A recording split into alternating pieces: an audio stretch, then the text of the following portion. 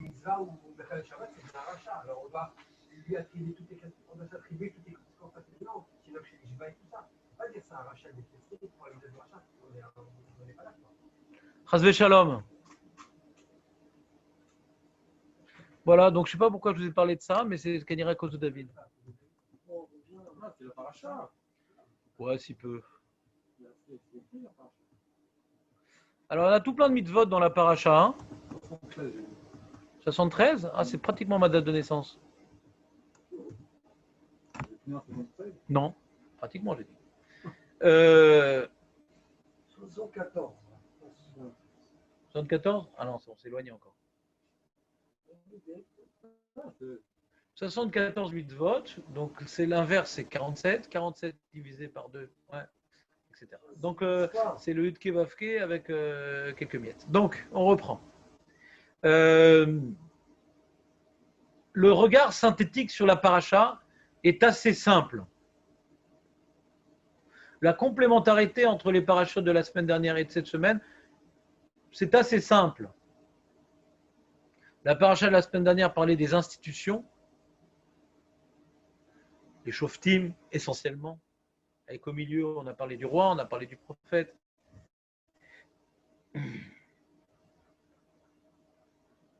Donc c'est le cadre que la nation apporte à l'individu pour l'aider à s'élever vers Hachem. Le cadre, on a besoin de cadre. Donc Hachem, il a confié à des responsabilités collectives un enjeu d'aider le peuple. Il y a les shoftim en premier lieu, il y a parfois le roi, parfois le prophète, et c'est un cadre. La paracha de Kitetse, l'homme est en dehors du cadre, il est livré à lui-même. Il y a des gens, malheureusement, ils tournent en rond dans leur vie, ils sont tout le temps en train de critiquer les institutions. Oui, les rabbins, ils devraient. Oui, l'État, il devrait. Oui, le tribunal, il devrait. Oui, le gabaï de la synagogue, il devrait. Il vient remettre sur le dos des responsables communautaires toute sa destinée. C'est à eux de me faire avancer. C'est à eux de me faire tchouva. C'est à eux de mettre en place, c'est ce qu'on est en train de faire pour Rosh Hashanah. On est en train maintenant de mettre en place un minyan qui dépend des fidèles, non pas du rabbin. Le rabbin ne peut rien faire. C'est aux fidèles de se prendre en main. Si ce minyan arrive à aboutir, ce sera la confirmation de la paracha de Kitetse, qu'un homme doit se reprendre en main et pas attendre qu'on fasse des choses pour lui dans le domaine du spirituel. Il dit ouais, il y a marqué kasher, hein, si c'est pas kasher, c'est leur problème. Mais renseigne-toi à titre individuel si cette cacheroute est valable. Moi, je m'en fiche, c'est son problème. Hein. Son boulot, c'est de rendre kasher, c'est pas kasher, c'est son problème. Il y a marqué kasher, c'est kasher. Oui, d'accord, mais tu connais quelqu'un qui travaille là-bas et dit que c'est pas sérieux. C'est son problème. Mais tu as une mitzvah individuelle de manger kasher. C'est pas les gens qui te font faire des mitzvot, c'est toi aussi que tu as une responsabilité de faire les mitzvot. Donc avec le bidoud, on est en plein de parachat Kitetse. On a dû prier soi-même à la maison. Donc à la synagogue, des fois, on arrive à l'heure, on prie à l'heure, etc. à la maison. Des fois pas, parce que personne ne nous regarde. On nous a brisé notre cadre avec le bidoud. Il y en a beaucoup qui ne peuvent plus venir au Beth Midrash. Alors ça crée un ramollissement du Limouda Torah. Beaucoup qui vont plus à la tfila, donc ça crée un ramollissement de l'intention dans la tfila, du sérieux dans la tfila. On n'a plus qu'occasion de recadrer le Rav pour nous faire des sermons, pour nous renforcer. On est livré à nous-mêmes. C'est parachat Kitetse la milchama. Elle est particulièrement adaptée à l'épreuve que nous vivons depuis de trop nombreux mois. On est livré à nous-mêmes. Complètement livré à nous-mêmes. Et c'est dans ce contexte-là qu'on arrive à voir qui sommes-nous véritablement. Maintenant, j'aimerais préciser cette notion. Parce que quand je dis cette phrase-là, qui sommes-nous véritablement, c'est assez dur. Pourquoi c'est assez dur? Je vais expliquer pourquoi c'est assez dur. On pourrait croire que la phrase que je viens de dire, elle est vraie. Elle est absolument vraie. Et c'est pas vrai, elle n'est pas absolument vraie. Je vais expliquer pourquoi. C'est ce que j'aimerais vous expliquer aujourd'hui. C'est quoi la phrase que je viens de dire? C'est quoi? T'as vu, hein, quand à la synagogue, le rabbin, tout va bien. Mais quand il n'y a plus, tu as vu ce que tu vaux vraiment. C'est pas vrai. Ce n'est pas vrai. On ne peut pas juger un homme quand il est en dehors de son cadre. Pourquoi? Ça ne veut pas dire que quand il est en dehors de son cadre, il a le droit de faire ce qu'il veut. Non. Quitter Tsela Milchama. Vous connaissez la question? Le soldat qui sort en guerre, c'est un tzaddik gamour. Ouais? Il est marqué, il est tellement de tzaddik, qu'on a vu dans la paracha précédente, qu'on voit celui maintenant qui a fait une avéra, il ne part pas en guerre. Ouais? Et si on ne parle pas d'une milchemet, mitzvah, que tout le monde doit sortir en guerre pour détruire les Cananéens, on parle de mitzvah reshoot, parce que si c'est milchemet mitzvah, ouais, c'est les Cananéens, tout le monde doit partir en guerre, on n'a pas le droit de prendre la femme, parce qu'elle est cananéenne, on doit la tuer. Donc si on peut prendre cette femme-là, ce n'est pas une milchama qui impose chaque juif de se battre pour détruire les Cananéens, sinon on n'aurait pas pu prendre la femme. C'est une milchama très chouette, on fait une guerre pour agrandir nos biens, pour agrandir notre territoire, comme David Ameler il a fait, il a conquis Souria pour agrandir ses biens. Mais ce n'était pas les Cananéens là-bas. Donc le soldat qui est venu partir en guerre, ouais, c'était que les tzadikim qui ont fait la guerre. Si c'est une guerre pour détruire les Cananéens, ouais, c'est tout le monde, et tout le monde a un devoir. Ouais.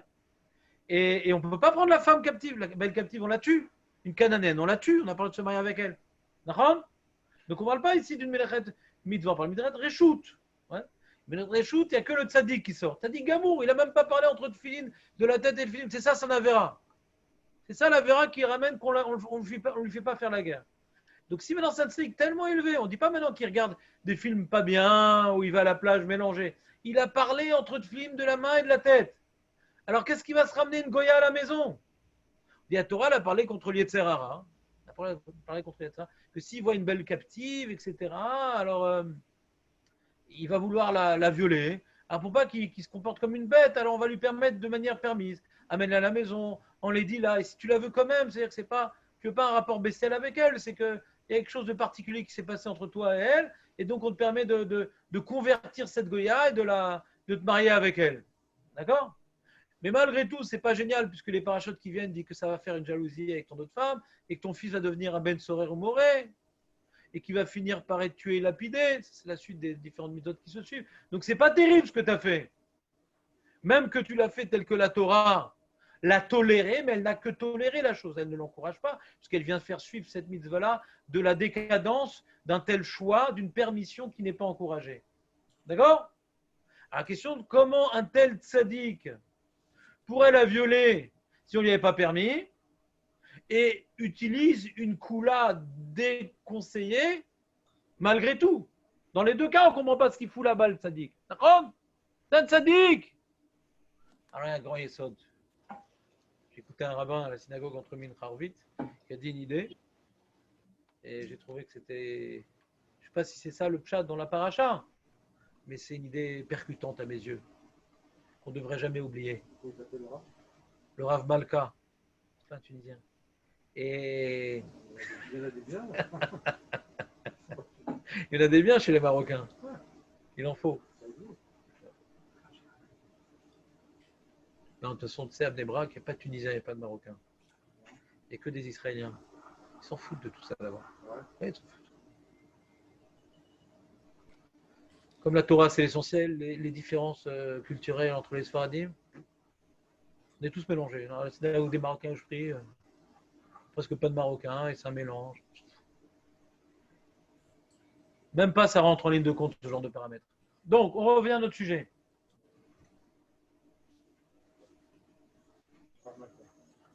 Qu'est-ce qu'il a dit le Rav Malka? Il a dit que le tzaddik, il est tzaddik. Parce que le matin, il se lève, il fait les slichot, il fait les korbanot, il prie honnête. Après, il mange un petit bout, il va au Beth Midrash, il a un chiot. Ouais. Si après il va à la plage. Attends une seconde, maître Belèche. Il a un cadre. Il a un cadre de vie religieuse.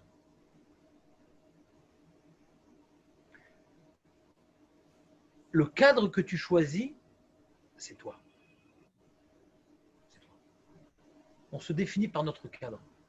On ne peut pas se définir par une épreuve qu'on a quand on a dû être séparé de notre cadre. Là, maintenant, il est en guerre. Il n'a plus cette fille-là. il n'a plus son limud Torah, il n'a plus son cadre qu'il a essayé de créer pour se protéger.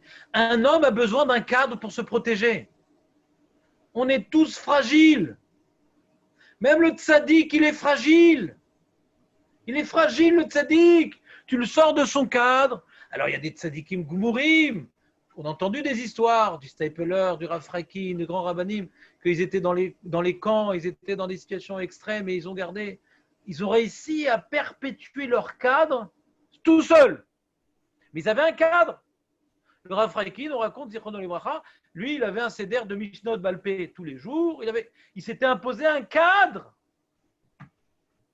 Il n'a pas laissé l'initiative personnelle le gouverner, parce que l'initiative personnelle, c'est Nadav Avihu, c'est Chayav Mita initiative. Il faut un cadre discipliné, dans tous les contextes, en vacances, à l'hôpital, allez-nous. Ce qui fait de nous un tzaddik, ce n'est pas nos muscles de Yosef qui se retient au dernier moment. Ce n'est pas ça qui fait de nous un tzaddik. Ça, c'est un S. C'est le cadre. Donc, tu as une optique bien précise par rapport aux femmes. Tu ne serres pas la main, tu ne fais pas la bise, soit la tante, la cousine, la nièce, l'homme échané. Tu as un cadre. Ce cadre systématique va te protéger de harayot. D'accord ? Dans l'argent, tu as un cadre. Tu voles ni l'État, ni les communautés, ni ce qui est FKR, ni ce qui est ça. Tu fais attention à tous les détails. Même quand tu n'as pas vu. Même quand c'est un goy, même quand c'est si. Donc tu t'imposes un cadre d'honnêteté qui va faire que dans l'épreuve, tu n'auras pas d'épreuve. Parce que la question ne se pose pas, je suis honnête, point barre. Si je suis honnête, des fois oui, des fois non, alors la question se pose. Et donc l'épreuve commence. Des fois je fais la bise, des fois je ne fais pas la bise. Donc l'épreuve commence. Et quand tu n'as pas de cadre, tu as de grandes chances de tomber. Parce que tu es dans l'épreuve, il n'y a pas de rabbin qui te regarde, il n'y a pas le Daf Yomi qui te protège, il n'y a pas la Tfila qui te protège. Alors pourquoi tu ne tomberais pas? Pourquoi tu ne tomberais pas? Pourquoi? C'est très dur de ne pas tomber quand on est devant une épreuve. C'était dans plusieurs mois de siège. Maintenant, tu n'as pas vu de femme. Tu tombes sur une belle femme qui s'est maquillée pour toi, qui te fait un clin d'œil. Tu peux être le plus grand sadique au monde. Si tu n'as pas ton cadre qui te protège, halas. Donc c'est particulièrement adapté à Elul, ce message-là. À Elul, il y a des gens qui essaient de faire tchouva. Bon, Hachem. Des fois, les Shem Shamaim pour s'approcher d'Hachem. Et souvent, on fait tchouva pour ne pas être mal jugé. C'est mieux que rien. Mitor chez Lishma, Balishma. Pour ne pas être mal jugé, pour avoir une bonne part cette année, pour être en bonne santé, pour que les enfants soient épanouis. La malo. Mitor chez Lishma, Balishma. Il n'y a pas de problème avec ça. Alors, ils essaient de prendre sur eux des bonnes actions. Est-ce que c'est des actions ponctuelles? Une mitzvah. Alors j'ai vu certains, ils prennent sur eux de faire Hachéret Sar dans le Sidour, d'autres ils prennent sur eux de pas, je sais pas moi. Qu'est-ce que tu as comme idée de Kabbalot à Rosh Hashanah, Yosef? Tu t'en fais plus? Hein? Pas faire de la shonara, etc. Prenons l'exemple de ne pas faire du lachonara. Hein? Voilà, de passer à un niveau de cache-route meilleur. Très bien. Maintenant, ce qui se passe ici. Prenons l'exemple, David, prenons l'exemple du lachonara. Dans de l'Aïnara. Lachonara. Je vais prendre sur moi de ne pas faire lachonara. Mais t'es débile ou quoi? Qu'est-ce que tu peux prendre sur toi de ne pas faire de lachonara? C'est débile. C'est quoi cette Kabbalah? C'est comme je vais prendre sur moi de ne pas me laisser séduire par une effet de toi. Là, on te parle d'un truc. C'est un mec que tu ne peux pas te voir. Tu ne peux pas le voir, le mec. Il est en train d'être, tout ça. Tu vas craquer, tu vas dire quelque chose de mal sur lui. C'est quoi tu prends sur toi de ne pas dire la shonara? C'est débile. Tu dois prendre sur toi un cadre. Par exemple, j'étudie tous les jours 2 halachot du Chafetz Chaim. C'est un cadre. C'est quelque chose de systématique qui fait partie de ton emploi du temps. Et donc, la protection contre la shonara fait partie de ton emploi du temps. Mais tu ne peux pas maintenant être face à l'épreuve du lachonara et dire « Ah, il faut que je me travaille ». Mais c'est trop tard, tu es dans le feu, mon ami. Qu'est-ce que tu travailles? Ta Kabbalah de Rosh Hashanah, elle ne vaut plus rien devant le feu. David, on prend ce standard. Il faut un cadre. Ton squelette fatigué. Non, c'est dommage, tu es comme le tiers des effectifs, David.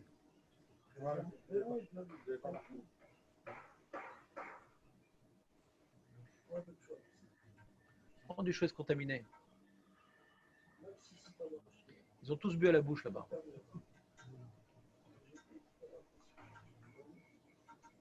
T'as compris ou pas, David? C'est un message important ou pas? Toi, tu es très comme ça, de toute façon. Ouais, moi, je suis tel. La force de David, ça aurait pu être un grand malfrat, mais la force de David, aujourd'hui, c'est un tzaddik, Baruch Hashem. Non, non, non, on n'a pas dit quel David. Ah ouais. Saadoun. Mais le. Roger Saadoun. On dit, David, c'est ça. Comme ça, je vois la grandeur de David. Il prend sur lui Dafayomi, il est makpid sur la tfila de tout le temps, il est slichot, et il fait, comment dirais-je, toutes les mitzvot de cadre, il les fait. On va dire, bon, bah, c'est un abruti, il a aucune comment dirais-je, initiative personnelle, c'est un mouton. Non! Il y a un mec qui supporte pas le cadre. Nahon, C'est très difficile. tu sais pourquoi ils ne supportent pas le cadre? La subordination. Ils ne veulent pas prendre un hall. Et toute la Vodat Hashem, c'est de prendre sur nous un joug. C'est ça la Vodat Hashem. C'est pas un jour tu fais une mitzvah, un jour tu fais une avera. C'est on te juge par rapport à quel est le cadre que tu as pris sur toi. Alors des fois tu tombes pas. Quand tu tombes et que tu as pris un cadre, Hachem il est miséricordieux parce que tu as pris sur toi un cadre. Quand tu tombes et que tu as chas v'shalom pas pris de cadre, Hachem il ne peut pas être miséricordieux. C'est comme quelqu'un qui était sur le bord de la falaise et il y a eu un coup de vent. Il dit mais c'est pas moi qui ai poussé le vent. C'est le vent qui m'a poussé. Oui, mais qui c'est qui t'a demandé d'être au bord de la falaise? Il y avait une falaise avec une barrière. Pourquoi tu n'es pas parti de la falaise avec une barrière? Tout notre travail à Elul et à Sarim et Tchouva, c'est de trouver de nouvelles barrières, de nouveaux cadres. J'ai vu dans cette année-là, j'ai fauté dans ci, j'ai fauté dans ça.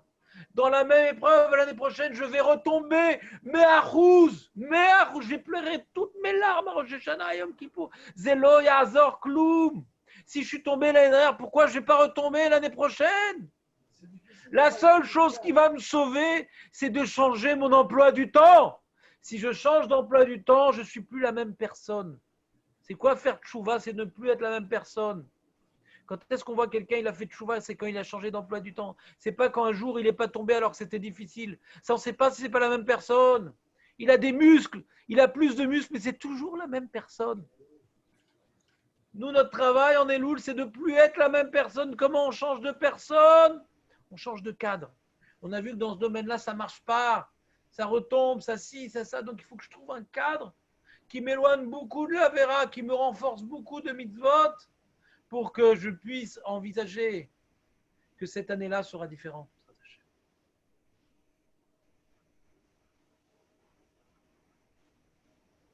Donc, le bidoud n'aide pas. Le bidoud n'aide pas. Ça a brisé tous nos cadres religieux. Et il y a eu une grande régression spirituelle chez tout le monde. Pas que chez les Bachouri et Shiva, chez tout le monde. Oui, ils avaient un cadre vraiment. Voilà. C'est comme il y a toujours une grande polémique. Un Bachour pas sérieux, est-ce que c'est mieux qu'il aille à l'armée? La grande polémique. La paracha sans répondre. Quand tu pars, qui t'es la milchama, tu es tombé dans Yefet Toar, la Chayelet. Quand elle est à Yeshiva, même que tu ne vas pas devenir un grand possèque, qui était un moyen, qui ne vienne pas tout le temps à l'heure, etc. Mais ça te protège. Donc c'est une grande polémique sur laquelle j'ai une définition très claire. Si le Bachour, ça ne le gêne pas d'être moyen. Si ça le gêne d'être moyen, il se sent nul. Donc ce n'est pas un cadre qui le protège. Parce que le mauvais regard qu'il a sur lui-même, d'être un glodeur à la yeshiva, ne va pas le protéger. Ouais. Il se sent nul, donc il va faire des avérotes. Mais si c'est un mec moyen, il n'est pas très sérieux, pas très intelligent, il fait le minimum syndical, et ça ne le dérange pas. Mais il a des copains, ils ont tous la kippa, ils ont tous le chapeau, il appartient à un groupe, il appartient à un truc. Donc, il y a des trucs qu'il ne va pas pouvoir faire. Il ne va pas pouvoir aller au cinéma, il ne va pas pouvoir traîner avec des copines. Il y a plein de choses qu'il ne va pas oser faire parce qu'il appartient à certains cadres. Il a envie, mais il ne va pas oser. Et bien, un petit bachour comme ça, qui s'est imposé, qui est accroché à la yeshiva, qui s'est imposé un cadre et qui va retenir de faire des avérotes que tous les jeunes de son âge, en dehors de la yeshiva, font. Ouais, qu'on ne soit pas quand même aveugle. D'accord? Ben, il sauve les guerres d'Israël parce que il y a un enfant qui a gardé sa Gdoucha. Et on voit dans notre paracha que Yemachanecha Kadosh, pour pouvoir gagner la guerre, il faut que le Machané soit Kadosh. Il faut que maintenant le campement militaire, on y respecte la Gdoucha.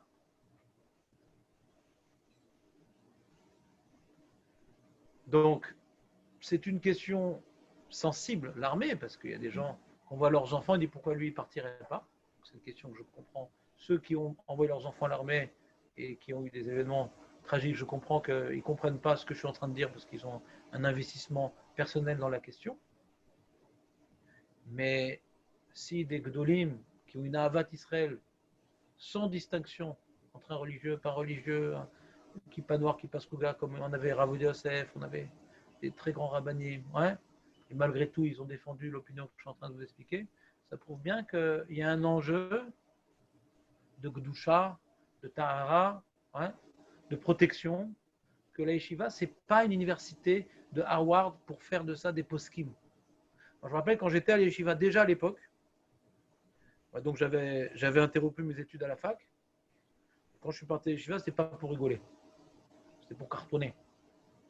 Et les Bachorim qui étaient là-bas, eux, ils sont nés dedans. Ils n'avaient pas le même feu, c'est normal. C'est une yeshiva sérieuse. C'est une yeshiva sérieuse. C'est pas une yeshiva de glandeur. Il n'y a pas de glandeur, mais c'était pas. Ils n'avaient pas placé le Limoudat Torah dans le même optique que moi. Moi, je devais faire mes preuves. Sinon, quel idiot d'avoir été la fac. D'avoir été la fac, c'est pour être un moyen à la yeshiva. Alors, j'étais obligé de faire mes preuves. J'avais un enjeu que eux n'avaient pas. Eux, ils suivaient le mouvement. Et j'étais gêné par ça. Pourquoi j'étais gêné? Parce que j'avais un Rosh Yeshiva qui était génial. Il avait un niveau de cours qui était toujours vivant, mais j'en profite plus. Un niveau que vous ne pouvez pas imaginer. C'était d'ailleurs une Chavruta de Rav Yosef, un Gaon. C'est un Gaon. Et alors, ces cours, ils étaient géniaux dans tous les domaines. D'Alacha, de pensée juive. C'est pas du Moussard, c'est de la philosophie juive, chose rare dans les yeshivot. Ouais. De Gemara, c'est un truc de ouf. Et pas un shiur de Gemara où j'apprenais pas un yesod. Toujours un fondement. C'était pas juste un fondement. Il nous sortait à chaque fois des trucs fondamentaux. C'est un truc. Après, j'ai étudié, quand je me suis marié, j'ai étudié à Slabodka, j'ai étudié dans les plus grands yeshivot. J'ai rien trouvé d'équivalent. Un Gaon. Un Gaon. Mais je dis, mais c'est dommage, Rav. Avec tout ce que j'ai écrit, tout ce que j'ai étudié, laissez-moi le temps, ouais, parce que là, il est parti aux États-Unis pour ramasser de l'argent. Ouais. Et donc, j'ai une semaine de temps pour réviser tout ce que j'ai appris. Je vais réviser maintenant. Quand j'avais les vacances, je prenais 3 semaines pour étudier toute la journée pour réviser. Mais là, maintenant, il y a 6 mois de CDR en été, en hiver, et 6 mois, je commence à me perdre, j'ai besoin de réviser. Non, il faut. Si tu laisses ça, alors ils vont arrêter, ça va enlever du sérieux. Mais je m'en fous, moi. Moi, je veux réviser. Et non, ne crois pas que la yeshiva, c'est pour devenir comme toi. La yeshiva, c'est une tevat noire. Une arche de Noé. Autour de nous, il y a le déluge. Donc, nous, maintenant, on doit faire tous les jours des cours. Si tu as des périodes de révision, il y a des bachrim qui ne sont pas tellement pertinents. Ils ne vont pas savoir ce qu'on leur demande de réviser. Quand il faudrait préparer la Gemara pour le cours d'aujourd'hui, ils peuvent le faire. Mais si maintenant, voilà, ça fait 2 semaines qu'on a fait un sujet, maintenant tu révises, prendre une feuille, faire des titres, des sous-titres, réviser de manière méthodique. Pas tout le monde est capable de faire ça. Et si on va faire ces périodes-là de révisade, il y a plein de barourim qui vont battre l'année. Et s'ils vont battre l'année, ils ne vont pas être sérieux dans leur limoud. Ils vont se sentir déconnectés. Ils vont se sentir détachés de la yeshiva. Ils vont se sentir nuls. Ils vont partir de la yeshiva. La yeshiva aujourd'hui n'est pas pour former des géonim. Les géonim, ils doivent se former par eux-mêmes malgré la structure de la yeshiva. Mais c'est avant tout pour les protéger, la yeshiva. Pour protéger le Ham Israël. Ce n'est pas élitiste, la yeshiva. Protéger le Ham Israël. Il m'a dit ça, je me suis marié. J'ai compris. J'accepte. Donc la yeshiva n'est pas pour moi. Il pensait que je blaguais. Quoi? 1 an. J'avais signé pour 3 ans. Et je dis, comme maintenant vous ne respectez pas mes ambitions spirituelles, je ne respecte pas le contrat. Non. Je dis, vous ne me laissez pas réviser. Quand je serai marié, je pourrai réviser. C'est ce que j'ai fait. J'ai pu réviser, étudier à mon rythme, faire ce que je voulais. Bon, Hachem. Qu'est-ce qu'il y a? Le collège. Mais au collège, c'est moins intense dans la mesure où le soir, il n'y a pas de CDR. Le soir à l'Yeshiva, tu as toute la journée. De 8h à 8h30, tu as l'alacha. 8h30 à 9h, tu as le petit-déj. 9h à 1h, tu as le youn. 3h30 à 7h, tu as la bekiout, l'imout plus rapide. Ouais. À 7h, pardon. 3h30 à 7h, tu as la bekiout. 7h à 7h30, tu as le moussard. Après, tu as Arvit, le repas. Et après, de 9h à 11h, tu as encore un autre seder. D'accord? Alors, moi, il n'y a pas de collèle le soir. Alors, j'ai étudié 2h30 le soir pour réviser ce que j'ai étudié dans la journée. J'étais content. Mais le sujet, c'est pas de parler de ma vie, donc on va changer vite de sujet. Mais juste pour dire, encore une fois, je voulais juste illustrer, revenons, le cadre. La yeshiva, c'est pour donner un cadre. Et c'est ce que la Gemara dit dans Makot, que quand maintenant il y a quelqu'un qui a tué de manière involontaire, donc quelqu'un il a tué de manière involontaire, il l'a envoyé en ville de refuge. Il y a marqué, son rab et sa yeshiva viennent avec lui. Parce que comme le devoir d'envoyer en ville de refuge, c'est de le faire vivre, si on le déconnecte de son cadre, mais donne-lui un rab là-bas. Mais non, tu l'as déconnecté de son cadre. Il a plus ses camarades. Et comme marqué, c'est pour faire vivre qu'on envoie en ville de refuge. Si tu envoies quelqu'un en dehors de son cadre, tu lui pourris la vie.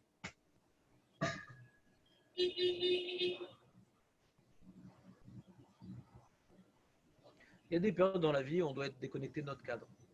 Ouais. Il y a des périodes dans la vie où on est déconnecté. C'est des vacances, on n'a plus de chiot. Ouais. Des fois on part en vacances, c'est pas tellement minanime organisé, etc. C'est le grand moment de Yerida Rouchanit, c'est le grand moment de risque de chute spirituelle. Ouais. C'est quoi chute spirituelle? C'est pas parce que j'ai moins étudié ou j'ai moins prié. C'est que toutes les épreuves auxquelles je suis toute l'année confronté, elles vont devenir des vraies épreuves. Parce que je ne me sens pas être proche d'Hachem. Donc je me laisse plus facilement tenter à faire des choses qui ne sont pas en vérité moi. Parce qu'au début, on avait commencé sur cette notion-là. Qui suis-je vraiment? Est-ce qu'on juge quelqu'un dans l'épreuve? Ah, t'as plus de cas, voyons voir ce que tu es. C'est pas vrai. Un homme, il se juge sur ses choix. Pas sur sa combativité dans l'épreuve. C'est quelque chose de très difficile, ma combativité. C'est pas moi, ma combativité. Je suis dans le feu maintenant, je suis dans la milchama, c'est pas moi. Il s'appelle quand même Tzadik, le mec qui s'est marié avec les effets de toi. Pourquoi? Parce que son choix, c'est son cadre. Et là, il a dû partir en guerre. Là, il a dû partir en guerre. Le roi, il a voulu faire une guerre. Et il correspondait aux conditions du soldat modèle, puisqu'il n'était pas rachat, il était tzaddik. Il a dû partir en guerre malgré lui. On l'a fait sortir de son cadre. Ouais. On ne peut pas le juger par rapport à ça. On juge un homme par rapport au choix qu'il fait, pas par rapport à sa combativité dans l'épreuve. Et c'est ça le grand message, pourquoi on ne doit pas faire Yéhouch. Des fois, on fait Yéhouch, parce qu'à chaque fois qu'on retombe dans abandonner, baisser les bras, on baisse les bras, dire je suis nul, de toute façon, ce n'est pas pour moi. Désespéré. Pour dire, oh, à chaque fois, je retombe dans la même faute, chaque fois, dans la même faute, chaque fois, je retombe dans la même faute. Ah, je suis nul, ah, j'y arriverai jamais. Change de disque. C'est pas ça que tu dois regarder. Tu dois regarder vers l'avant maintenant. Qu'est-ce que tu peux t'imposer comme cadre pour que ces combats n'aboutissent plus à la même défaite? C'est en changeant de cadre que cela va se faire. Alors tu vas t'imposer, peut-être tu vas t'imposer un. La manière qu'on doit s'imposer un petit limoud sur la Lashon Hara, alors peut-être tu vas t'imposer un petit limoud sur Shmirat Enaim, sur se garder les yeux. Ouais. Tu t'imposer un petit limoud sur l'importance du limoud de la Torah. Pour ça, comme tu es en vacances, tu ne vas pas faire trop de bitou la Torah. Donc tu t'imposes un cadre, quoi qu'il advienne, que ce soit en vacances, pas en vacances, ces petits limouds-là, je vais les faire là. Donc ça m'attachera à ce principe-là qui va me protéger même en vacances. Et Loul, c'est deux problèmes. On est au retour de vacances avec certaines défaites spirituelles et on est en préparation de Rosh Hashanah où on risque de baisser les bras. Encore une fois, je vais essayer et je ne vais pas y arriver. Et pourquoi je dis je ne vais pas y arriver? Parce que je suis après les vacances et donc je me suis déçu. Et donc c'est une très mauvaise préparation qu'il y ait des vacances avant Elul.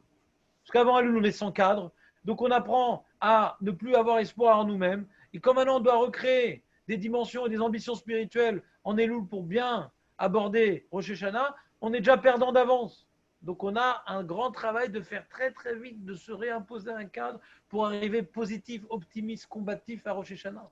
Le monde n'a pas de vacances avant les vacances. Peu importe, c'est avant Rosh Hashanah. Peu importe, avant Rosh Hashanah, c'est le même problème. Les vacances avant Rosh Hashanah, c'est un grand problème. Malassot Hachem, il a voulu faire comme ça. Donc c'est comme ça. Mais pour maintenant survivre aux épreuves du décadrage, il faut se créer un cadre. Alors je ne sais pas, moi j'ai du mal à vous donner des exemples concrets. On a parlé de se fixer un petit halakha de la shonara si on voit qu'on a du mal, un petit sujet de... Alors c'est ça que je vous ai tous poussé violemment, je ne sais pas si ceux qui m'ont écouté, d'étudier 5 minutes éternelles. Systématiquement, comme ça, c'est tous les jours il y a de la Torah, tous les jours on avance dans la halachot, tous les jours on avance dans le moussar. Ça s'appelle un cadre. C'est pour ça que la mitzvah de l'imoud Torah, c'est Talmud Torah Keneged Kolam, c'est la mitzvah qui devrait être tous les jours. C'est le cadre de base, c'est la Torah. Le cadre de base d'un juif, c'est la Torah. Quand tu te lèves, quand tu te couches, en chemin, dans ta maison, elle doit cadrer chaque lieu de vie. Dans ton lieu de travail, essaie d'arriver 5 minutes avant. On fera 5 minutes de limoud, comme ça. Il y a une introduction à ton limoud par une barrière de Torah. Après la tfila, avant de courir chez toi à la maison, fais-toi 5 minutes de limoud. Comme ça, tu es accompagné par limoud avant de rentrer chez toi. Comme ça, tu vas rentrer dans une dynamique positive pour parler bien à ta femme et pour t'occuper d'elle pour elle et pas pour toi. Etc. etc. Comme il y a écrit dans le Shulchan Aruch au début, il faut que tu y ailles, maître Belaïch. Il y a écrit le Shulchan Aruch, après la tfila, il faut étudier la Torah. Avant de commencer la vie active, il faut que le cadre de la Torah vienne maintenant colorer ma journée. Irradier de sa lumière éternelle ma journée.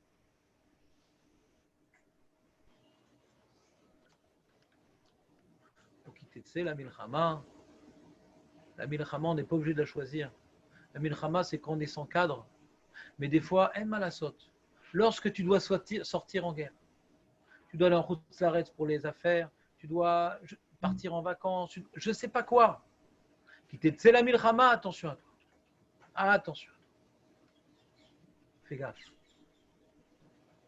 Garde un cadre, sinon tu vas devenir le tzaddik qui va ramener une goya à la maison et qui va avoir un ben soirée ou moré, etc. etc. Donc la conclusion, c'est que celui qui ramène une goya, c'est Ouais. Tu te rends compte d'où il était, où il est arrivé? C'est un tzaddik qui faisait aucune avéra, même pas de parler entre les tefilines de la tête. C'est quoi les tefilines de la tête et du bras? Ça représente les tefilines de la tête, c'est comment dire, mes idéaux,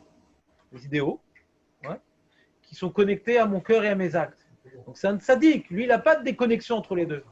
Les idéaux de la Torah, il les ressent par son cœur et il les fait. Et malgré tout, ces idéaux-là, elles restent lettre morte s'il n'est plus avec son cœur.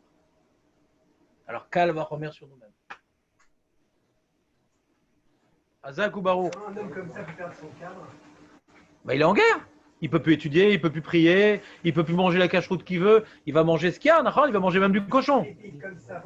Dans la guerre, ça représente, il n'y a plus de cadre. Piquart nefesh, tu pries plus, tu n'étudies plus, tu manges du cochon. Tu fais plus Shabbat. Il n'y a plus rien. Il n'y a plus rien pendant la guerre. Il n'y a plus aucune mitzvah. S'il y avait un cadre avant, parce qu'il s'agit grâce à son cadre avant, peut-être les continuer en période de le shur était les Eloi Nishma de Julie, Ruth, Batmili, Belaïch. Une prière? Ah, d'accord. J'ai pas touché. Je t'ai vu toucher. Allez, Shabbat Shalom les amis. Shabbat Shalom.